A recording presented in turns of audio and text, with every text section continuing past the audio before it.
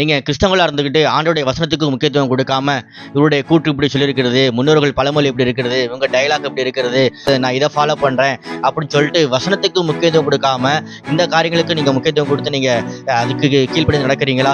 வேத வசனம் சொல்லிக்கிறது நீதிமொழிகள் 13:13 திருவசனத்தை அவமதிக்கிறவன் நாசமடைவான் என்று சொல்லப்பட்டிருக்கிறது.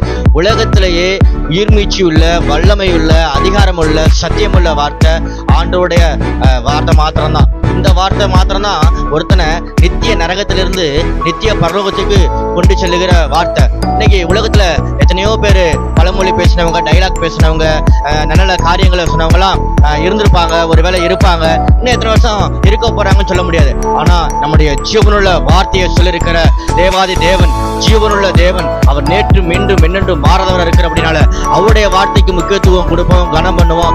அவர் நம்மை கனம் பண்ணி ஆசீர்வதிப்பார்.